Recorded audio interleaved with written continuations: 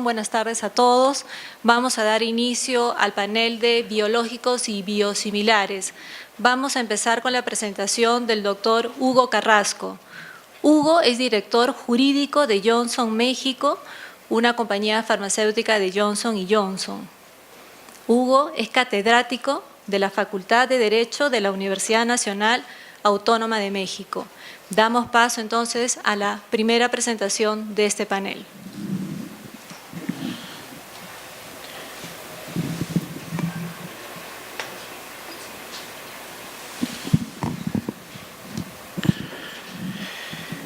Bueno, antes que nada, un agradecimiento a la organización por habernos invitado y por poder estar en este panel compartiendo las impresiones y la experiencia que tenemos en el ámbito de los biotecnológicos y los biosimilares. Espero poder transmitir tanto las inquietudes como lo que hemos venido observando en el comportamiento de esta materia, desde una perspectiva, desde luego, primero basada en la experiencia del marco normativo mexicano y con algún tipo de visualización también en Latinoamérica y en el contexto internacional. Bueno, vamos con la primera lámina, por favor.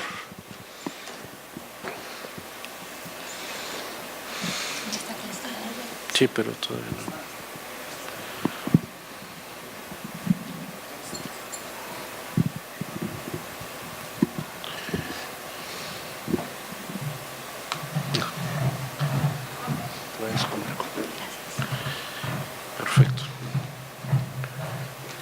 Perfecto.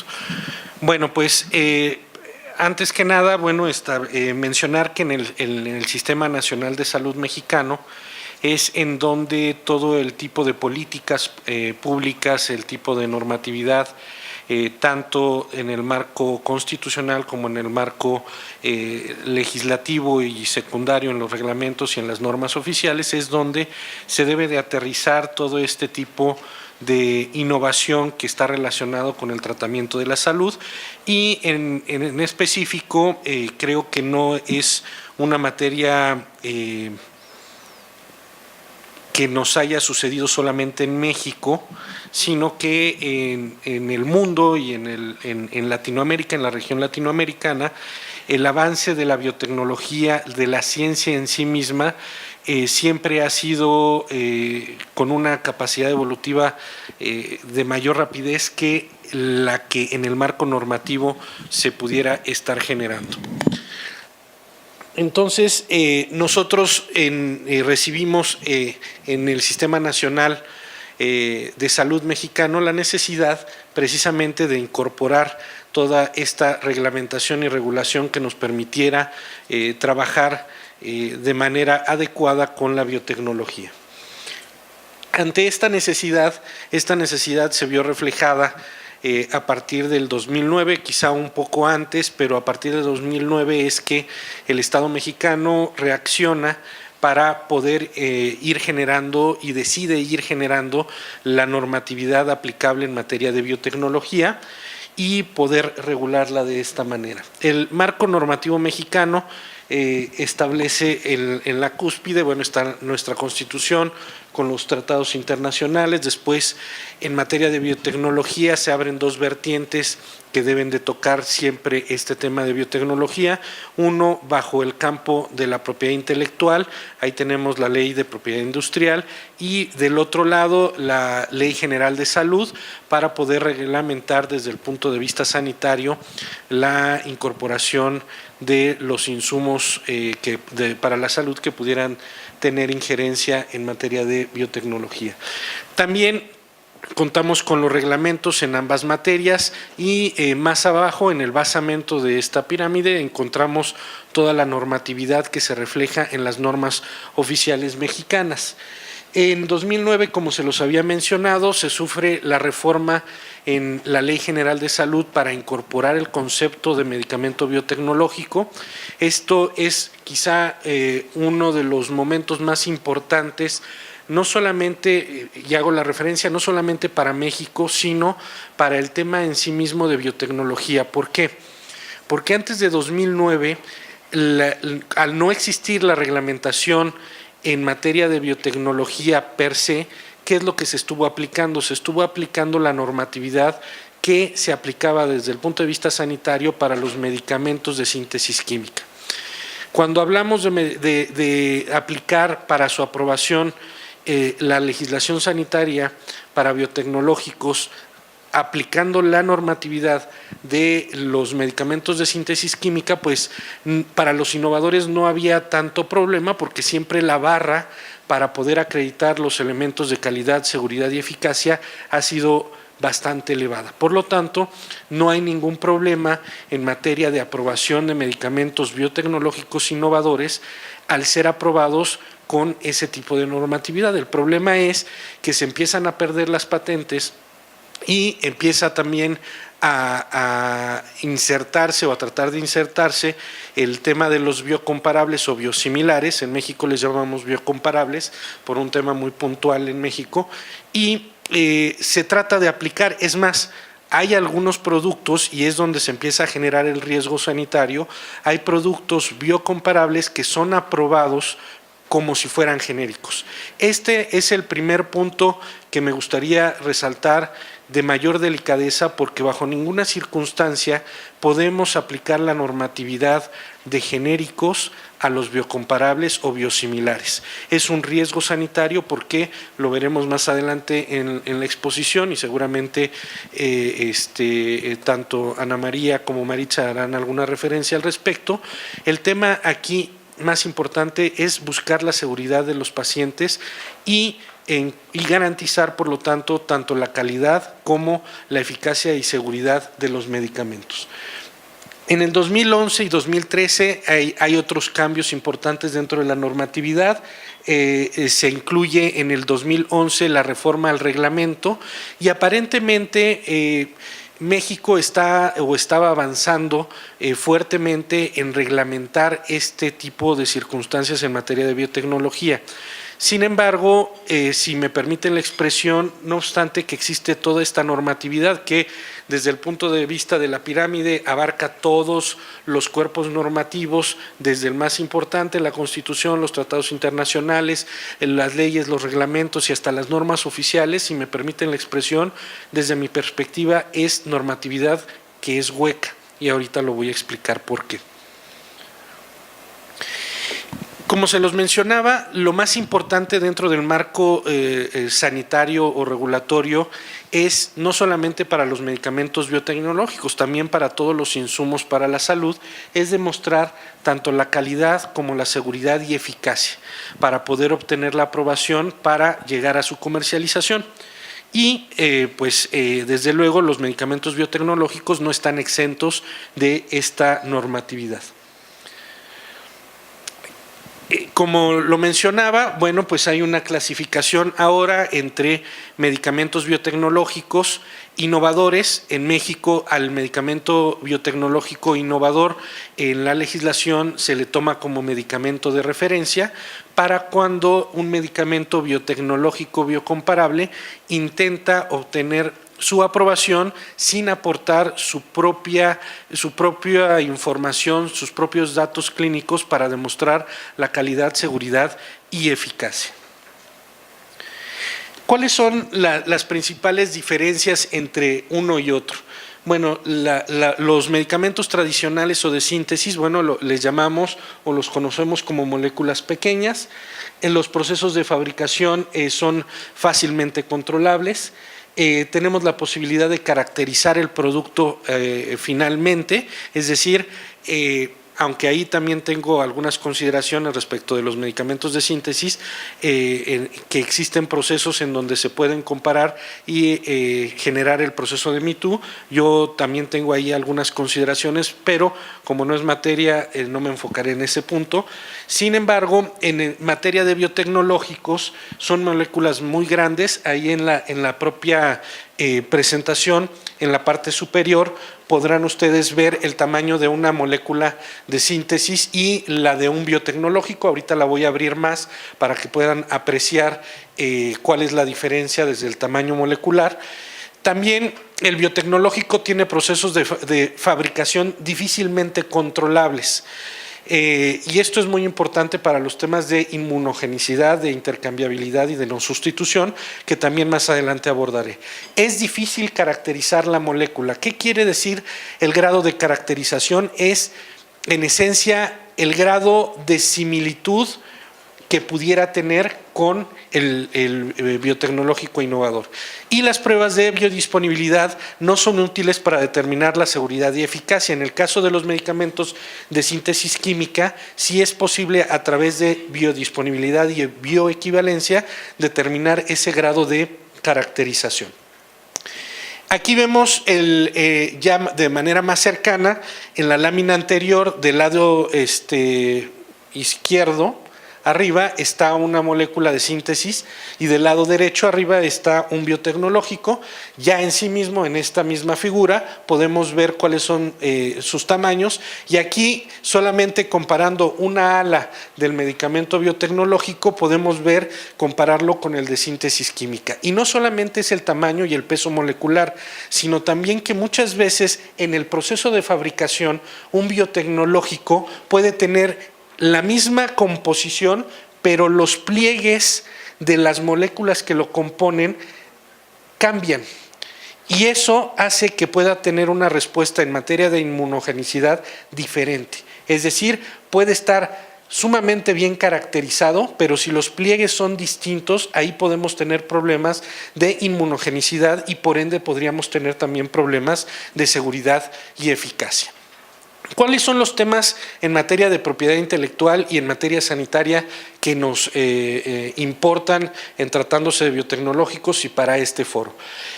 Principalmente el respeto al marco de la propiedad intelectual. Vamos a ver que es muy importante que en este tema se respete el tema de las patentes, pero también el de protección de datos clínicos. El reconocimiento, lo mencionaba, de datos clínicos en México, de protección de datos clínicos, es una materia que está inacabada, es una materia que eventualmente en la anterior administración de la autoridad sanitaria trataron de sacar unos lineamientos que colgaron en la página web y solamente se referían a medicamentos de síntesis química y con algunas inconsistencias. Es una materia que está pendiente y es una materia que hemos estado llevando a tribunales en México para poderla resolver, no solamente en el ámbito de los medicamentos de síntesis química, sino también en los de biotecnología. La regulación sanitaria no debe de afectar el marco normativo de la propiedad intelectual y tampoco debe de generar un campo donde se produzca la competencia desleal. En el primer concepto respecto de que no haya una violación en el marco de la propiedad intelectual, hay figuras desde el punto de vista regulatorio como es la extrapolación que que afectan, voy a regresar al tema, pudieran afectar los temas de protección de datos clínicos, porque a través de la extrapolación se presume que la molécula es segura y eficaz porque el innovador ya lo demostró. Entonces hay que tener mucho cuidado con el tema del manejo de la extrapolación, independientemente de que la extrapolación misma desde el punto de vista regulatorio tiene sus propias complejidades. Y la regulación sanitaria debe enfocarse en la seguridad de los pacientes. No solamente es un tema de competencia desleal, en donde el innovador para poder ser autorizado se le requiere un cúmulo de información científica, de preparación de dossiers y de mucha información y documentación, que también implica tanto inversión en tiempo como en dinero. Y en el caso de los biocomparables, se está generando en algunos países, como ya lo veremos en Colombia, algunos procedimientos sumarios, México también los tiene, en donde no son tan rigurosos y ahí es donde pudiera estar involucrada el tema de la seguridad de los pacientes. Estos son los temas regulatorios a los que brevemente me referiré como los hot topics que tenemos en materia de biotecnológicos en México.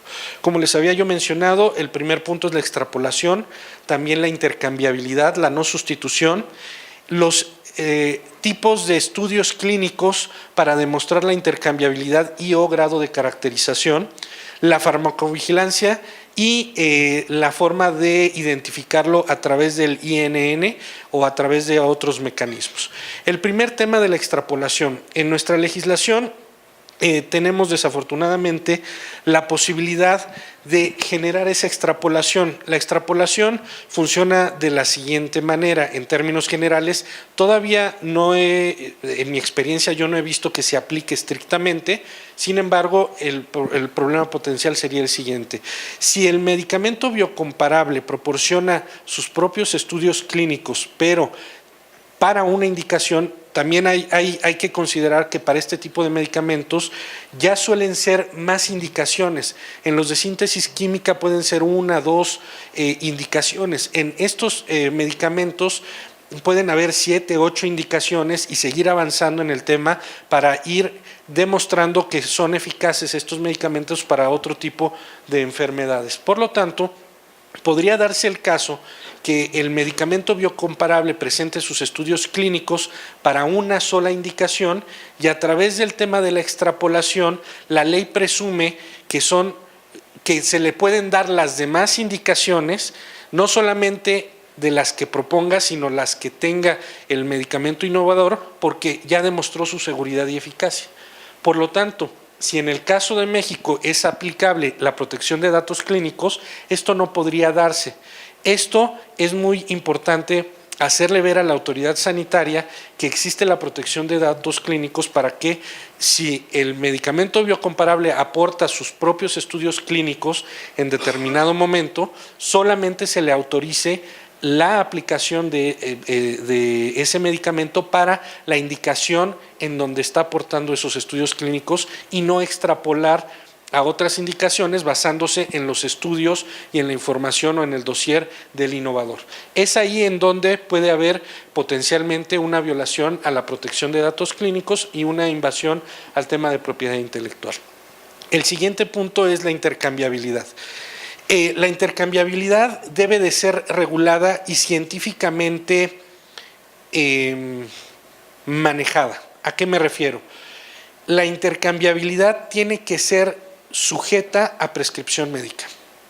Desafortunadamente en los países de Latinoamérica, hablo por México, pero también alguna referencia he tenido en Latinoamérica, las decisiones cuando llega un medicamento biocomparable al mercado ya no son tomadas por el equipo médico, el equipo que prescribe, sino por el equipo dentro de las instituciones públicas que tienen a su cargo el tema de manejar los presupuestos y simplemente suben el switch y bajan el switch, es decir, llega un biocomparable que aparentemente es más económico y lo que hacen es subir a licitación a compra pública y simplemente se van por el precio, no es por prescripción médica. Esto es muy importante que en las legislaciones se regule para respetar la prescripción médica, porque si no también se está invadiendo ahora ya no solamente el tema de seguridad del paciente, sino también se está invadiendo el tema de la responsabilidad de la prescripción médica. Un médico dirá: yo quiero seguir prescribiendo determinado medicamento de marca porque tengo experiencia, tengo confianza, he visto los resultados, y en otro medicamento, aunque sea biocomparable, no tengo la experiencia médica que ya durante años se ha generado con el otro medicamento. Estamos hablando en muchos casos de experiencias de más de 10 años en donde los resultados son sostenibles y en donde se ha determinado la seguridad y eficacia, ya no solamente hablando de los propios estudios clínicos que se presentaron en el dossier, sino también en el tema de la aplicación del medicamento en vivo. La no sustitución también hay que regularla y prohibirla en el sentido de que el medicamento es prescrito por el doctor, hay una receta médica y el paciente llega a la farmacia o eventualmente a algún otro canal como podrían ser los seguros, que lo veo un poco más difícil, pero podría darse también ahí el caso, y el que está atendiendo en la farmacia podría decir: yo le ofrezco el medicamento biocomparable, y ahí de facto generar la sustitución. Eso, si en los medicamentos de síntesis química es un tema que no es recomendable, muchísimo menos es recomendable en el tema de los biotecnológicos. Hablando un poco de la intercambiabilidad, haré una breve referencia para que vean la gravedad que desde nuestra perspectiva como empresa que maneja la innovación y medicamentos biotecnológicos, manejamos este tema. En Johnson & Johnson, para un medicamento específico, teníamos dos plantas, una planta en Estados Unidos y una planta en Europa para poder manufacturar el mismo producto. El surtimiento para Latinoamérica se hacía con base en lo que se fabricaba en Estados Unidos. Si hubo algún problema en algún momento con la planta de Estados Unidos, nosotros por los temas de intercambiabilidad no hicimos uso del medicamento que venía de Europa. Teniendo nosotros el know-how, el proceso de fabricación, las células madre, sería para nosotros muy fácil sustituir, y más cuando tenemos responsabilidad en el ámbito administrativo en materia de licitaciones para surtir en el ámbito administrativo a las instituciones públicas. Y la decisión fue no hacerlo. ¿Por qué? Porque aún teniendo estos productos bajo la misma tutela de una misma compañía, el producirlos en Europa y el producirlo en Estados Unidos pudiera generar un problema en materia de inmunogenicidad, porque aunque pareciera que el proceso de manufactura es el mismo, el estar en un lugar con distintos tipos de humedad, con distintas condiciones climáticas y en el proceso mismo de fabricación, muchos dicen que en materia de biotecnológicos el proceso es el producto y nosotros lo aplicamos no obstante que es nuestra propia molécula. Entonces, para que vean la gravedad, si nosotros nos manejamos de esa manera tan conservadora en materia de intercambiabilidad, desde luego nosotros reconocemos que los biocomparables vienen a cumplir una finalidad muy importante, pero también deben de cubrir los requisitos y los estándares para que no se comprometa la seguridad y eficacia de los pacientes. Me voy más adelante, tratándose de los estudios clínicos en la legislación mexicana, se establece que entre mejor caracterizada esté la molécula del biocomparable, menos estudios clínicos serán necesarios para demostrar tanto la biocomparabilidad como el tema de seguridad y eficacia.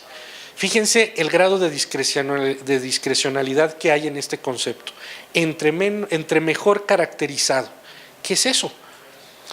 Y además, en otro artículo remata que el Comité de Moléculas Nuevas, en compañía del Subcomité de Biotecnológicos, determinarán si está mejor o peor caracterizado y qué tipos de pruebas. Entonces, si el comité hoy amanece con un grado de rigorismo mayor que 2 o 3 días antes, entonces vendrán requisitos mayores para un biotecnológico y desde el punto de vista comercial no es mi preocupación, sino desde el punto de vista de la seguridad del paciente. No hay reglas claras y por eso me refería al principio de la exposición que aunque tenemos normatividad y aunque la autoridad sanitaria mexicana dice que somos uno de los países que tiene más normatividad en materia de biotecnología, también tenemos huecos muy importantes en los temas más trascendentales. En los temas más trascendentales todo lo deja hacia la decisión del Comité de Moléculas Nuevas, que no sabemos cómo va a ir resolviendo caso por caso. La farmacovigilancia, necesitamos tener una farmacovigilancia robusta que nos permita también distinguir cuáles son los eventos adversos que se van generando. En materia de farmacovigilancia tenemos, en términos generales en México, muchas deudas. No tenemos una farmacovigilancia robusta para los medicamentos de síntesis química, menos la vamos a tener para los medicamentos biotecnológicos. Es muy importante determinarlo. En mi experiencia el año pasado, también con un producto que manejamos, sucedió lo que les estoy mencionando, llegó el biocomparable, switch arriba, switch abajo, y en un centro de infusión para este medicamento, un paciente llegó con el vial nuestro y con el vial de la competencia para ser infundido.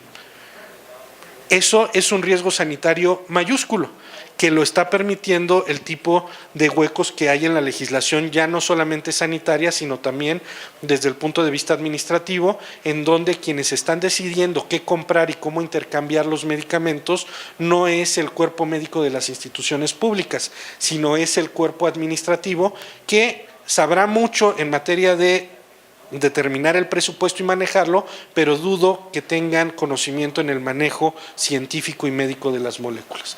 Por lo tanto, creo que necesitamos también una farmacovigilancia robusta que liga con el siguiente tema, que es tener los datos adecuados para su debida identificación. En el marco normativo mexicano hay un artículo que establece que los biocomparables deberán de compartir la misma clave de cuadro básico. Para vender nosotros a las instituciones públicas no solamente necesitamos el registro sanitario, sino después de demostrar a la COFEPRIS, a la autoridad sanitaria, que tenemos la seguridad, calidad y eficacia en el medicamento para poder comercializarlo, todavía tenemos que preparar otro dossier para ir al cuadro básico y acreditar prácticamente los mismos elementos, pero ahora ante las instituciones públicas. Vamos a esas instituciones públicas, se presenta el dossier y una vez que se demuestra el tema de calidad, seguridad, eficacia y que desde el punto de vista de farmacoeconomía hace sentido tener un medicamento que cubra algún problema terapéutico, se le asigna una clave. Y esa clave es la que permite a las instituciones públicas comprar el medicamento a través de licitaciones. Cuando llega el biocomparable, se le da su registro sanitario a través de un procedimiento sumario y ya no tiene que generar ninguna clave porque la legislación mexicana establece que deberán de compartir o de estar estacionados en la misma clave que el originador. Eso también provoca temas de farmacovigilancia y problemas para poderle dar seguimiento y rastreabilidad y poder saber cómo se está comportando un medicamento o el otro, independientemente del caso que ya les acabo de mencionar, que un paciente me llegue para una misma infusión con 2 medicamentos de 2 marcas distintas. Por lo tanto, consideramos que no es suficiente. Sí es cierto que en la legislación mexicana se establece que el medicamento biotecnológico innovador llevará las siglas MB en la etiqueta, en el marbete, y que el biocomparable llevará las siglas MBB, pero eso no es suficiente para determinar esa trazabilidad y poder tener esa farmacovigilancia robusta. Pues estos son los temas más importantes dentro del marco normativo.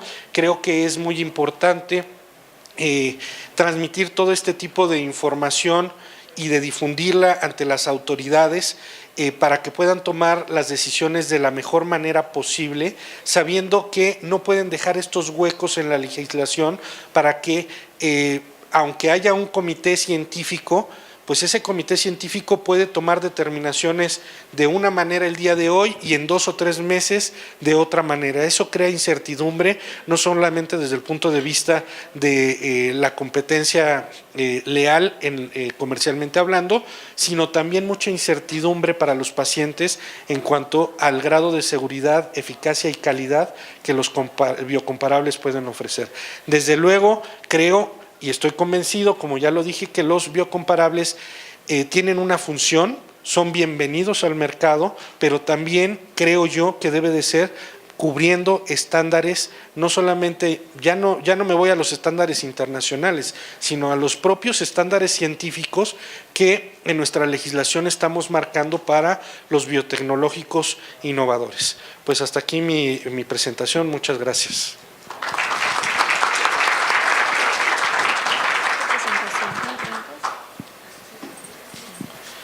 Importante de resaltar de la exposición. Uno de ellos es que el registro sanitario de los productos de síntesis química y de los biológicos tienen que ser diferenciados. Las regulaciones son recientes en América Latina, estamos hablando de los últimos 5 años en México, recién hay una regulación en el 2009 y estas regulaciones tienen que implementarse con reglamentos y directivas, son temas totalmente novedosos, pero lo que debe de quedar claro es que los requisitos en ambos tipos de productos tienen que ser distintos. Otro punto importante es que no solamente estamos hablando de un tema de regulación, estamos hablando de que el enfoque tiene que ser en el paciente, cada uno de nosotros. Si se está haciendo estas regulaciones y requisitos especiales para este tipo de productos, no es por una exigencia regulatoria, es porque el enfoque tanto de la industria farmacéutica como de la autoridad regulatoria tiene que ser siempre el paciente. Estamos hablando de productos que te pueden generar una serie de eventos adversos, diferentes a los de productos de síntesis química. Otro punto importante es que cuando hablamos de biológicos o biosimilares, No hay genéricos, no existen genéricos. Los genéricos solamente pueden ser aplicados en productos de síntesis química. Cuando hablamos de biológicos, hablamos de biocomparables o biosimilares. Entonces, hay una gran diferencia. No los llamamos genéricos porque no son 100% iguales, lo que acaba de explicar Hugo.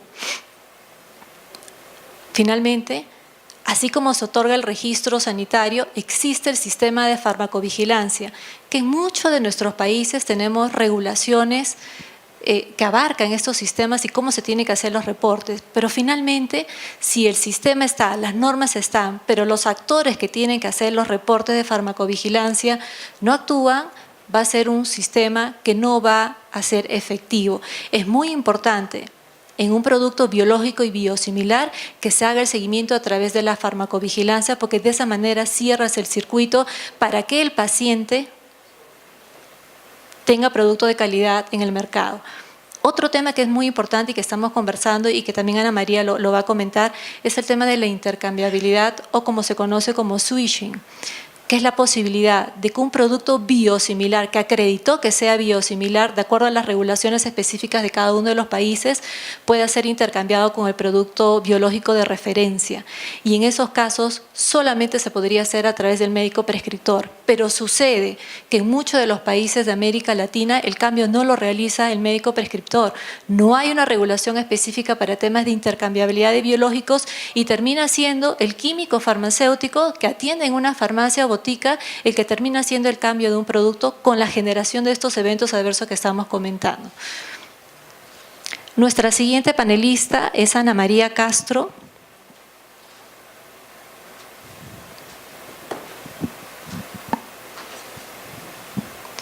Ana María es socia del estudio jurídico colombiano Lloreda y Camacho desde el 2009, es jefe del Departamento de Patentes y Life Sciences de la firma, cuenta con más de 20 años de experiencia en el manejo y el asesoramiento regional de portafolios de patentes para diferentes empresas multinacionales y locales.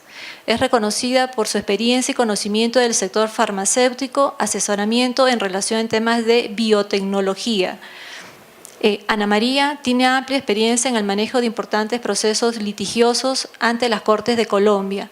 Antes de unirse a la firma Lloreda y Camacho, trabajó en la Superintendencia de Industria y Comercio de Colombia. Damos paso entonces a la ponencia de Ana María.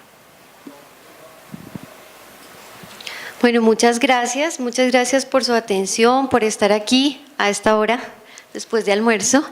Y también muchas gracias por la invitación a CIPI. Yo también me paro porque no veo nada desde ahí sentada, entonces también me toca desde acá.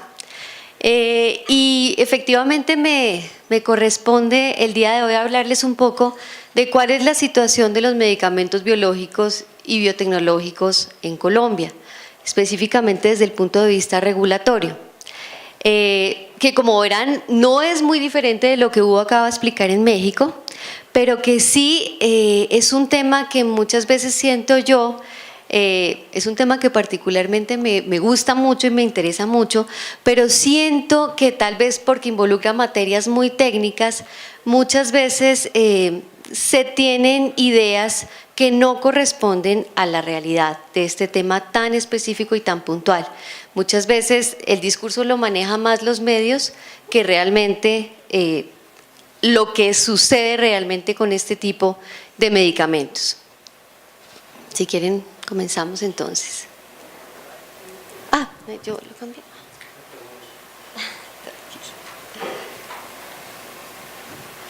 Bueno, entonces en Colombia yo decidí no empezar con toda la explicación técnica de qué es un biológico, qué es un biosimilar, etcétera, porque precisamente, aprovechando la presentación de Hugo, creo que los temas han quedado claros.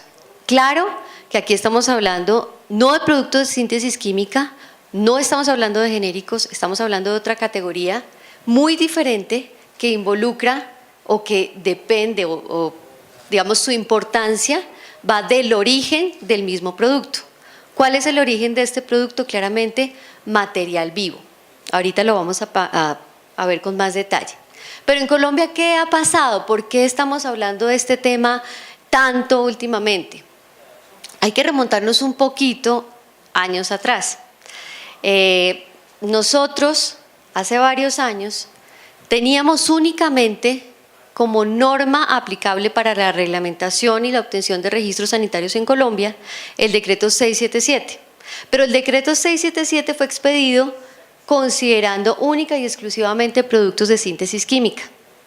Sin embargo, empezaron a cambiar las cosas, empezaron a llegar productos biológicos y biotecnológicos a nuestro mercado y finalmente, tal vez impulsado por ciertas acciones populares que se presentaron en su momento, solicitando al gobierno que hubiera una reglamentación específica en este tema, a la cual no se le podía aplicar la normativa de productos de síntesis química, fue que finalmente el gobierno, el Ministerio de Salud, decidió, después de muchos años de debate, sacar una reglamentación. Pero ¿de dónde surge todo esto? Nos tenemos que remitir a la Ley 1438 del 2011. Esta es la ley que hace una serie de reformas al sistema de salud y trae un artículo que es muy importante para este tema en Colombia, que es el 89. El 89 establece que el INVIMA, que es la autoridad sanitaria, tiene la obligación de garantizar la calidad, eficacia y seguridad de los medicamentos, insumos y dispositivos médicos que se comercialicen en el país de acuerdo con estándares internacionales. Y en el parágrafo de ese mismo artículo establecía que el gobierno tendría un año para expedir la reglamentación para la aprobación de productos biotecnológicos y biológicos. Entonces, claramente esta normativa es la base legal para que el Ministerio de Salud posteriormente expida el decreto del cual voy a hablarles, que es el decreto 1782. Como ven, inicialmente desde el 2011 estaba pactado que se diera un plazo de un año para que se expida esta reglamentación. Eso finalmente no se dio, fue un tema bien controversial, donde se suscitaron muchos debates y finalmente llegamos al decreto 1782 que se expide en el año 2012 si no estoy mal, 2013, pasado el año que les decía de la obligación. Bueno, ¿cuál es el ámbito de aplicación de este decreto? Este decreto entonces aplica a todo lo que es productos biológicos y biotecnológicos. Incluye productos derivados de organismos, células vivas que se puedan obtener de tejidos, de sangre humana, de sangre animal, microorganismos, virus, toxinas, pero también productos que sean derivados de técnicas como por ejemplo la técnica de ADN recombinante. De allí vienen los que son los llamados biotecnológicos. Entonces, el decreto aplica para todos. Este decreto no incluye las definiciones específicas que trae la OMS sobre qué es un biosimilar, qué es un biotecnológico. Perdón, ahí está la fecha correcta, septiembre 19 de 2014 se expide. También el decreto establece los requisitos y el procedimiento para las evaluaciones farmacéuticas y farmacológicas de este tipo de productos. Aquí es importante señalar que este decreto conserva la misma línea que traía el decreto 677 y lo importante también de resaltar aquí es que no lo deroga definitivamente. Coexisten a partir de la expedición de este decreto las dos normas, el decreto 677 para los productos de síntesis química y al mismo tiempo el 1782 para todo lo que tiene que ver con biológicos y biotecnológicos. El decreto en sus artículos finales, si no estoy mal en el 21, establece que la vigencia y la aplicación del mismo en Colombia se va a dar a partir de la expedición de dos guías específicamente, la guía de estabilidad y la guía de inmunogenicidad.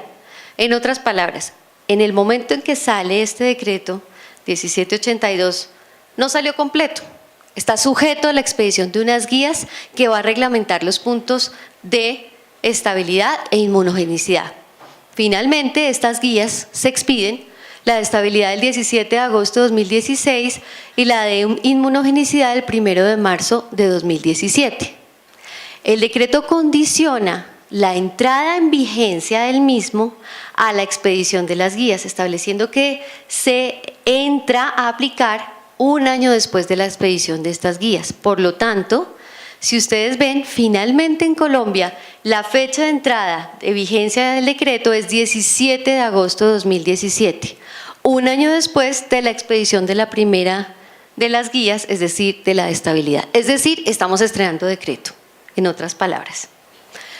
Ha pasado mucho desde que les digo que sale la obligación de reglamentar hasta la aplicación del decreto, y eso pues lo vamos a comentar a lo largo de esta presentación. El decreto contempla entonces 3 rutas de aprobación para la obtención de registros sanitarios para este tipo de productos. Una, que es la ruta del expediente completo, que la pueden encontrar en el artículo 7 de este decreto. La segunda es la ruta de comparabilidad y la tercera es la llamada ruta abreviada de comparabilidad, o lo que normalmente se conoce en Colombia como simplemente la tercera ruta o la ruta abreviada. Hay un requisito, y esto es bien importante señalar, establecido en el artículo 6, que es común para todas las 3 rutas. Es decir, yo como solicitante puedo optar por irme por la vía del expediente completo, por la vía de la comparabilidad o por la vía abreviada, pero para las 3 rutas hay una serie de requisitos obligatorios que deben presentarse y están incluidos en el artículo 6. Son bastante técnicos, pero quiero referirme a 2 puntualmente: el plan de gestión de riesgos y las pruebas de inmunogenicidad. Los otros, entiendo yo, soy abogada, de mi conocimiento en esta materia un poco más técnica, entiendo que los otros se pueden obtener más fácilmente, como pruebas de identidad biológica, evaluación de potencia, propiedades físico-químicas, evaluación de pureza. Me detengo en plan de gestión de riesgos y pruebas de inmunogenicidad. Si bien, como les digo, es obligatorio para cualquiera de estas 3 rutas aportar esto, en este momento todavía en Colombia no tenemos una guía que hable de plan de gestión de riesgos. Pueden presentar lo que sea, no hay un parámetro claro y definido al respecto. Y segundo, y más delicado aún, pruebas de inmunogenicidad. Efectivamente, como les dije, salió la guía de inmunogenicidad. Desafortunadamente, y después de varios ires y venires y modificaciones que se hicieron al final, incluso después de la expedición de la guía, quedó una puerta abierta.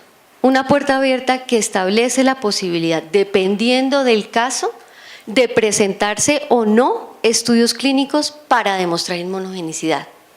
Claramente se quitó lo que inicialmente estaba, que era una obligación expresa para la demostración de inmunogenicidad, de presentación de estudios clínicos en humanos. Hoy en día hay una puerta abierta, depende. Ahora entremos ya más en materia para hablar de las 3 rutas. Entonces, la primera de ellas es la ruta del expediente completo. Normalmente es la ruta que sigue cualquier producto innovador o producto de referencia, en donde presenta su dossier completo con toda la información, con todo lo que establece el artículo 6 que previamente les dije, y además todos los estudios preclínicos, in vivo, in vitro, y los estudios clínicos en humanos. Luego viene la ruta comparativa, es la ruta de la comparabilidad. En esta segunda ruta es importante señalar que es fundamental hacer un ejercicio de comparabilidad entre el producto que está solicitando aprobación y el producto innovador o de referencia. ¿Y cómo se hace esto? A través de un estudio clínico de comparabilidad producto a producto, o lo que se conoce como head to head, cabeza a cabeza, estudios cabeza a cabeza.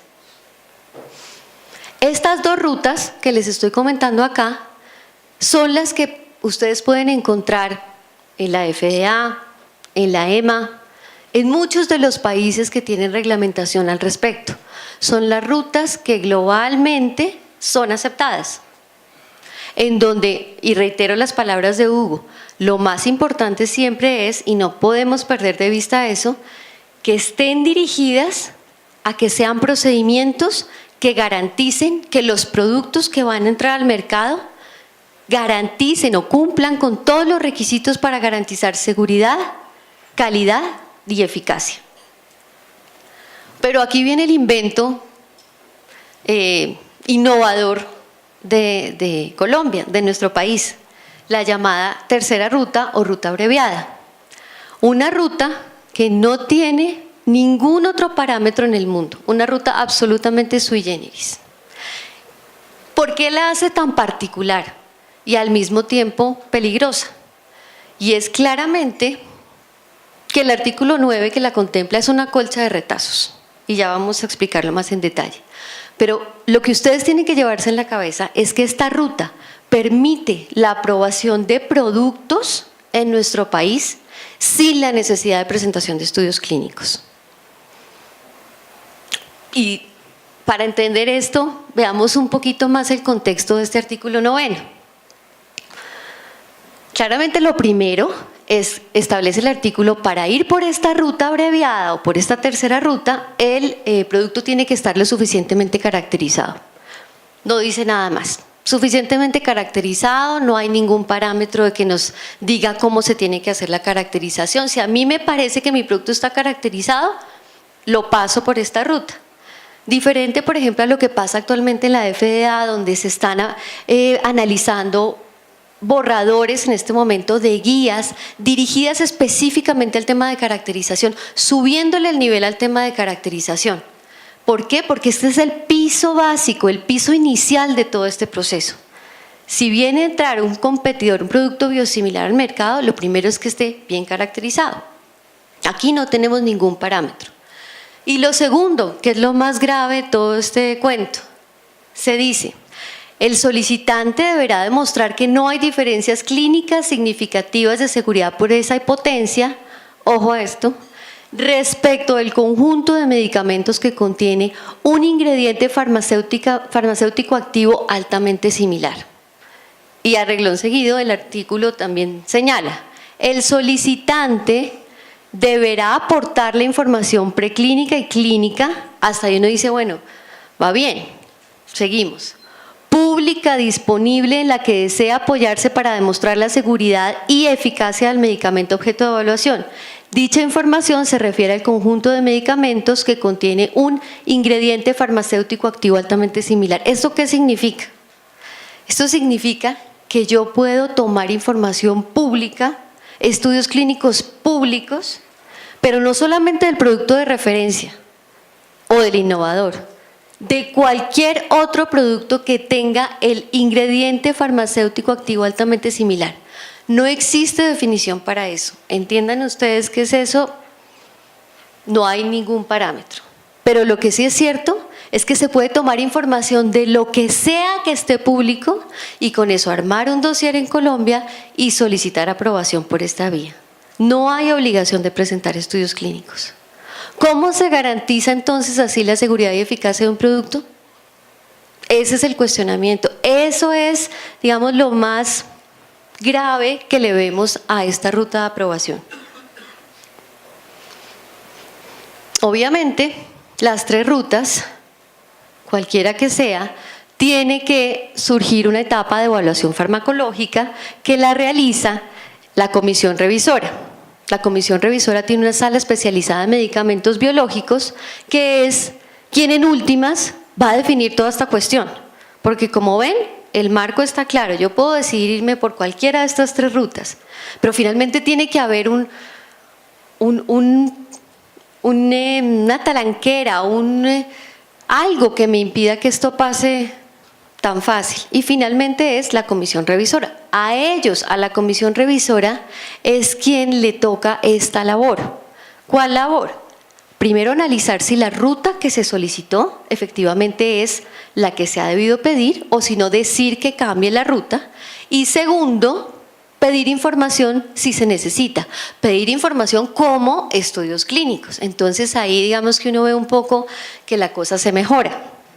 Sin embargo, con todo el respeto de los comisionados, pues obviamente los comisionados cambian, la gente cambia, las políticas cambian y no hay un parámetro claro hasta ahora. Por lo tanto, depende de la comisión revisora, depende lo que se piense en ese momento. Hay dos criterios que sí tiene que seguir la comisión, que es, uno, la complejidad de la molécula. Entonces tendrán que evaluar qué tan compleja es la molécula y segundo, el nivel de caracterización. Como les digo, no hay lineamiento, dependerá de lo que lo que determine la comisión. Y segundo, evidencia global. Entonces van a analizar qué evidencia se presentó en las diferentes rutas de farmacovigilancia en otros países. Países de referencia pueden ser, están establecidos Estados Unidos, Canadá, Alemania, Suiza, Francia, Inglaterra, Dinamarca, Holanda, Suecia, Japón, Noruega y también entidades regulatorias como EMA, Anvisa y ANMAT y países de alta vigilancia de la OCDE. Entonces, finalmente, ¿qué pasa? Finalmente es la comisión revisora quien va a decir, no, esto no puede pasar así, sacar un requerimiento y solicitar pues lo que se quiere y es los estudios clínicos. Eso hasta ahora es lo que ha venido ocurriendo. Y aquí, digamos, el tema es un poquito complejo. Si bien el decreto solamente entró en vigencia en Colombia hasta el año pasado, hasta agosto de 2017, claramente este tema no ha parado y este tema viene moviéndose en Colombia desde hace más de 9 años ya.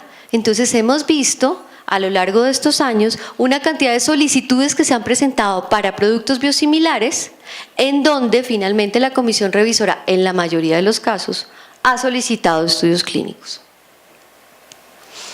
Entonces esto simplemente es para despertarles un poquito y mirar esta gráfica y que vean la diferencia. Como les digo, en las 3 rutas, el artículo 6º se debe aplicar con las falencias que ya les dije. Pruebas preclínicas y pruebas clínicas en las 2 primeras, obviamente la de comparabilidad haciendo un ejercicio de comparación con el innovador.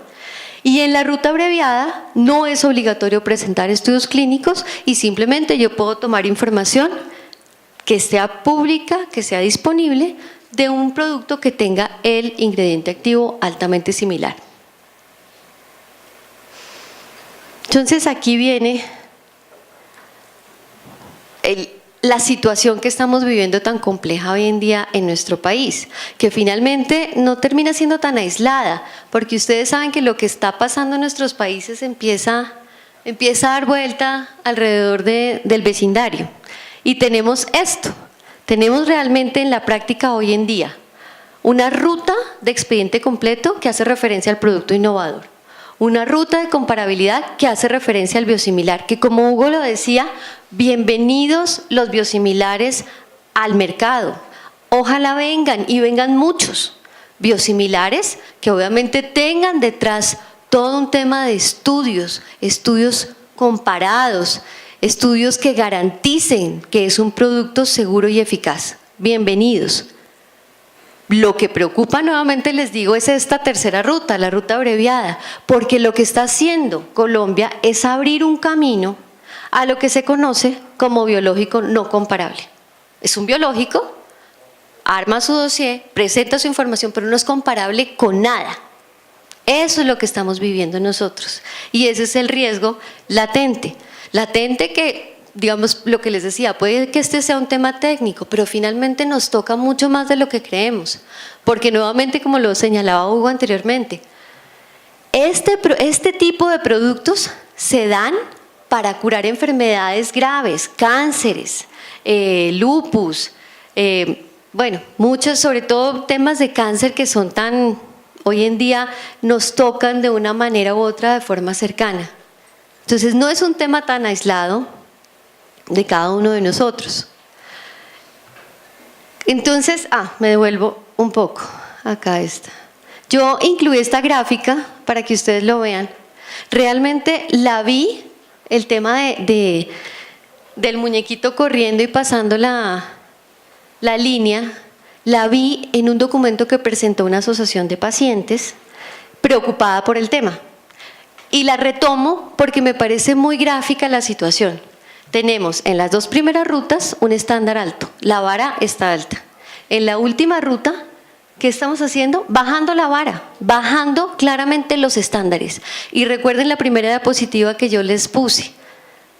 La orden del gobierno es que se reglamente este tema de acuerdo con estándares internacionales. No lo estamos haciendo. Y no lo estamos haciendo, les voy a explicar por qué. OMS, si bien hemos oído últimamente hablar y decir en varios foros que OMS no puede ser un estándar internacional, claramente lo es. Claramente tiene que ser el estándar de preferencia en estos temas. ¿Y qué dice la OMS? La OMS también establece la posibilidad de que exista la ruta de aprobación de medicamentos biosimilares, pero claramente haciendo un ejercicio de comparabilidad clínica. Eso jamás lo deja de lado, al contrario, lo reitera. Pero también dentro de estas discusiones en Colombia hemos oído muchas veces los comentarios o gente que opina, bueno, sí, listo, OMS será un referente o un estándar internacional, pero ojo, que OMS también ya ha estado reevaluando las guías, en el sentido de revisar el desarrollo de nuevas tecnologías para eventualmente no tener que llegar a pedir estudios clínicos en todos los casos. Eso es cierto y vale la pena señalar que claramente es cierto. En el 2014 se dio una orden por parte de la OMS a la Organización Mundial de la Salud, para que revisara y actualizara las guías de aprobación de medicamentos biosimilares, teniendo en cuenta todos estos nuevos cambios y las nuevas tecnologías. Sin embargo, y esto es importante señalar, al día de hoy no ha habido una sola guía nueva por parte de la OMS al respecto. Es decir, se siguen aplicando los lineamientos del 2009, es decir, se siguen pidiendo estudios clínicos para garantizar seguridad y eficacia. Y quiero hacer referencia a esto que creo que es muy diciente. El Comité de Expertos de Estandarización de Productos Biológicos en el 2017 señaló efectivamente que se les había pedido a la OMS revisar si era plausible o no actualizar las guías en este sentido. Y finalmente concluyen, y lo pongo en rojo, se concluye que no hay necesidad de revisar las guías existentes de la OMS para temas de aprobación de productos biosimilares. Sin embargo, lo que sí se sugiere es que se haga una guía adicional para la evaluación de productos biotecnológicos relacionados, o biosimilares, relacionados con anticuerpos monoclonales, que son, dentro de todas estas moléculas biológicas, las más completas por su tamaño y su peso y sus características. Finalmente, entonces, ¿qué quiere decir esto?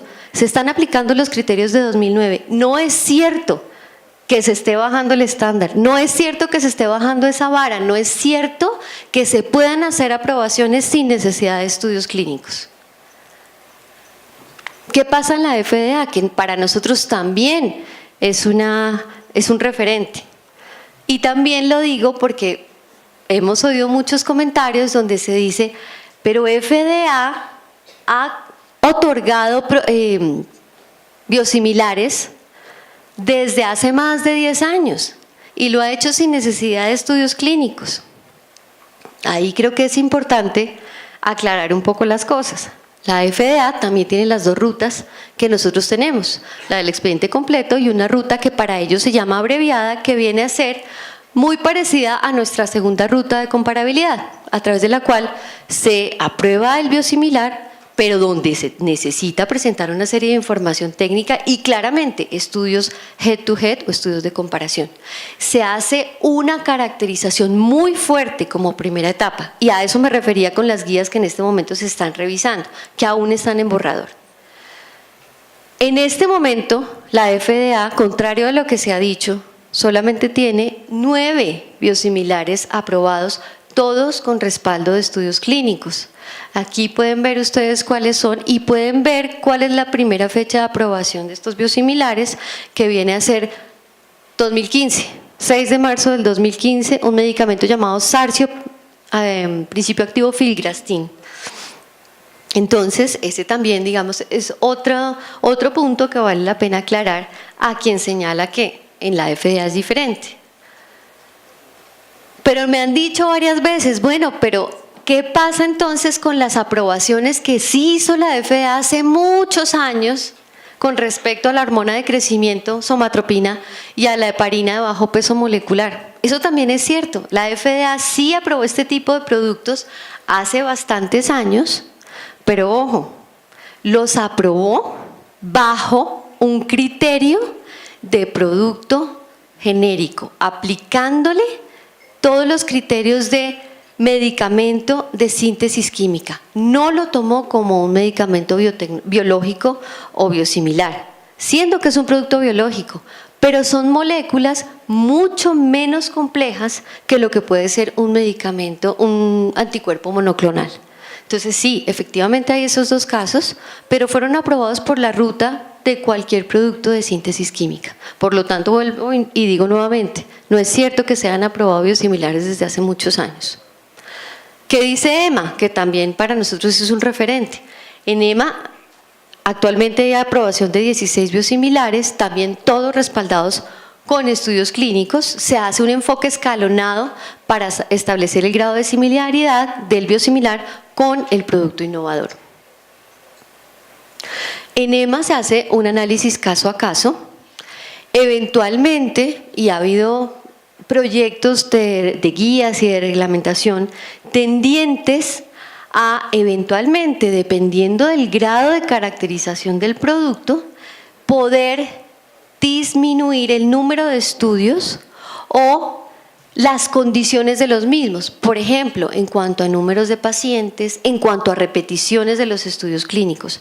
Lo que sí es importante dejar en claro es que nunca se ha abolido el requisito, tampoco en EMA, de presentar los estudios clínicos. Además, tanto en FDA como en EMA se hace una comparación, como les he venido diciendo, del producto que está solicitando aprobación como biosimilar y el producto innovador. Totalmente diferente a lo que les conté que pasa en Colombia. Nosotros no hacemos ese ejercicio, nosotros simplemente presentamos o podemos presentar información a través de la ruta abreviada de cualquier producto que tenga el ingrediente activo altamente similar. Entonces vuelvo a mi conclusión. En Colombia sí se bajó la vara y no estamos siguiendo estándares internacionales.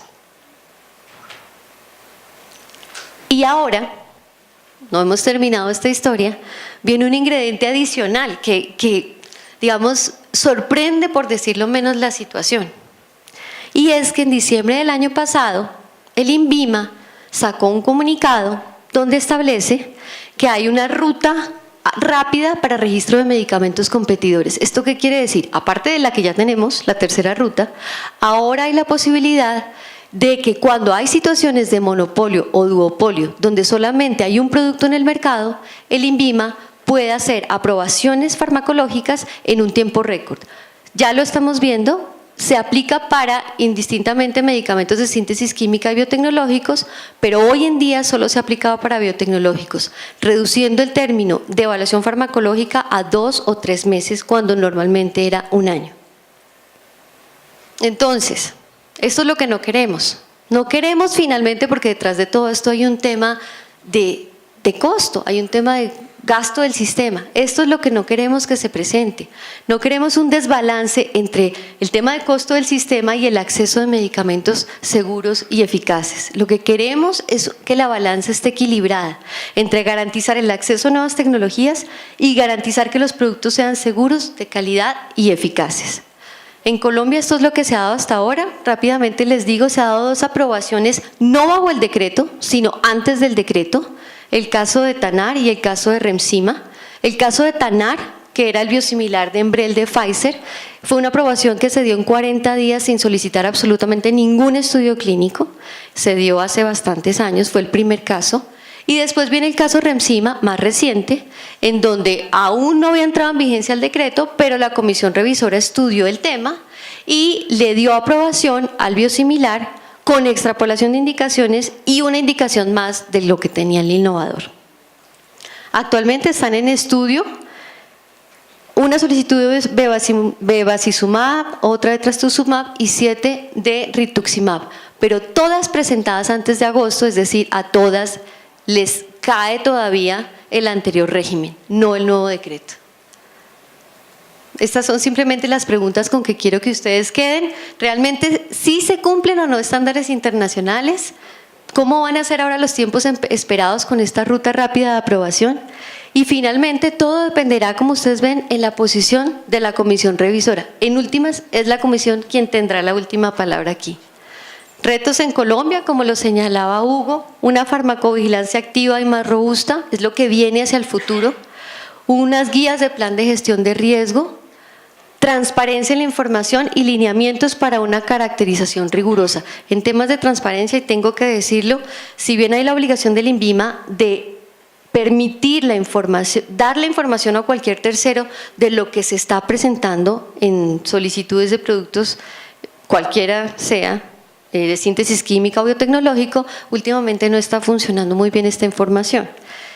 Y al no tener información, obviamente ustedes entienden, nosotros no tenemos ni siquiera linkage en Colombia y se dificulta mucho más cualquier estrategia o acción que se vaya a tomar. Y listo, eso es. Muchas gracias, esa es la situación de Colombia.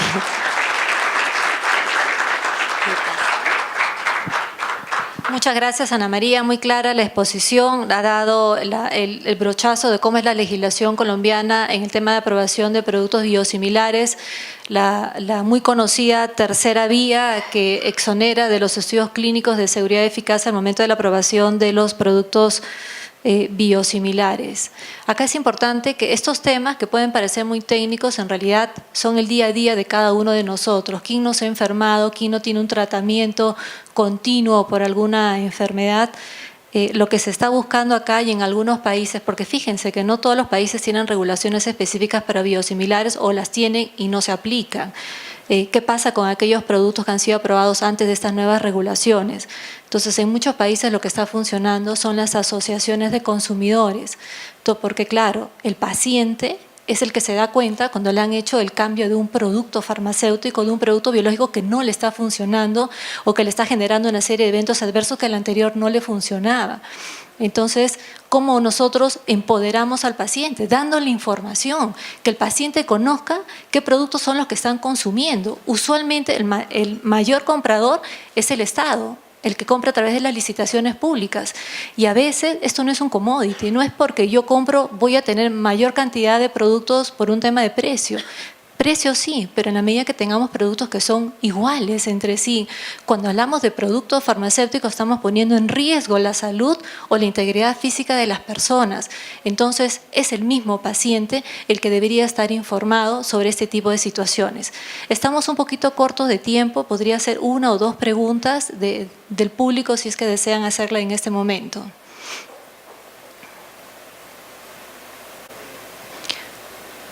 Parece que el tema quedó clarísimo, ¿no? Sí. Es una pregunta para el doctor Carrasco. Derivado de tu experiencia en la región, evidentemente que el tema regulatorio de biotecnológicos en nuestros países, pues existen muchas áreas de oportunidad, pero derivado de tu experiencia en la región, ¿cuál crees tú que sea en las jurisdicciones una regulación más sana para los biotecnológicos? Una regulación más sana, bueno, una regulación que cumpla los estándares de protección de la propiedad intelectual, que desde el punto de vista, no me quiero referir tanto a las patentes, porque las patentes son, digamos, desde mi perspectiva, blanco y negro, o sea, ahí hay un sistema un poco más consolidado. Ahorita creo que el gran pendiente en toda la región es la protección de datos clínicos, que es una figura que no acaba de aterrizar estrictamente en propiedad intelectual solamente, sino que la vemos como un híbrido entre sanitario y propiedad intelectual, y ahí el problema es que cuando vamos con la autoridad de propiedad intelectual nos dice es un tema regulatorio. Cuando vamos con el tema regulatorio nos dicen no, esto yo no lo sé manejar, vete a propiedad intelectual, o lo interpretan como ellos quieren interpretarlo. Entonces me parece que hoy en día es muy importante para incentivar no solamente la inversión en la región y para que lleguen los productos y las terapias adecuadamente y en tiempo y bien, el tema de protección de datos clínicos. Dar una congruencia en toda la región me parece que es muy importante. En algunos países como Perú hay ya legislación al respecto, me parece que todavía en biotecnológicos no, solamente en síntesis química. En México lo tenemos trabajando el tema en las Cortes Federales. Entonces me parece que es muy importante dar certidumbre y sobre todo, si me lo permiten, hacer referencia rápida al tema de protección de datos clínicos. Me gustaría traer la atención de cómo se maneja y por qué se maneja así en Japón.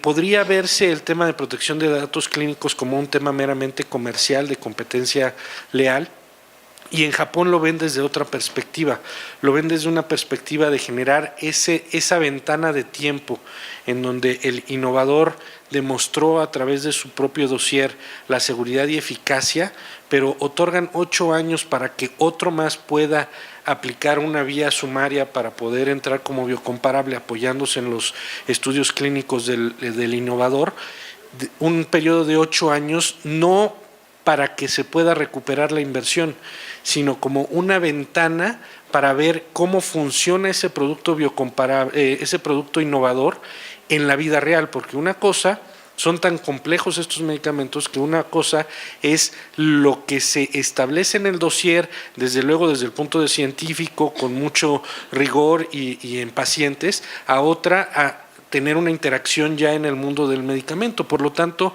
esos 8 años de protección de datos clínicos no es para defender la inversión del innovador, sino para que el paciente reciba la oportunidad de tener un biocomparable en donde sepamos cómo se comporta primero el innovador para poder extrapolar y para poder establecer presunciones desde el punto de vista legal, desde el punto de vista regulatorio y no desde el punto de vista científico.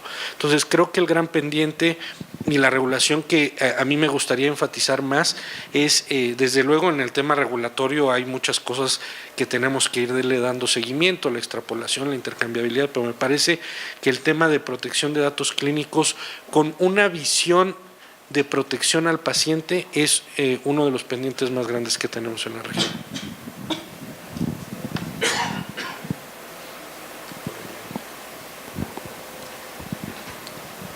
Para Ana María Castro, ¿qué rol crees que juega o que va a jugar el tema de protección de datos de prueba para productos biológicos en las aprobaciones de la Comisión Revisora? Buena pregunta. Pues nosotros en Colombia tenemos protección de datos de prueba sin distinción para productos de síntesis química y productos biológicos y biotecnológicos, 5 años. Sin embargo, claramente hemos visto que ha venido cambiando un poco el tema de protección de datos de prueba ante el INVIMA. Esto hablando simplemente de productos de síntesis química. ¿En qué sentido? En que digamos que se está estableciendo hoy en día mucha más restricción a la aplicación o al otorgamiento de esa protección de datos. ¿Por qué? Por temas de combinación de moléculas, temas de que se considere que alguna entidad no es nueva entidad química. Entonces lo veo complicado desde 2 puntos de vista. Primero, la aplicación de esa excepción creo que se complica aún más con este tipo de medicamentos. Pero segundo, viéndolo como desde un punto de vista más macro, puede que yo como innovador tenga mi protección de datos en Colombia. Sin embargo, como vemos, es posible que a través de la ruta abreviada yo pueda armar mi dossier con información pública mía o de cualquiera que tenga que ver con el mismo ingrediente, principio activo altamente similar. En ese sentido, yo pienso que la protección de datos en la práctica se va a ver muy debilitada. Obviamente es un tema que vamos a ver cómo funciona de aquí en adelante. Muchas gracias a todos, no tenemos más tiempo. Muchas gracias a todos por su participación en el panel y agradecer nuevamente a nuestros expositores. Gracias.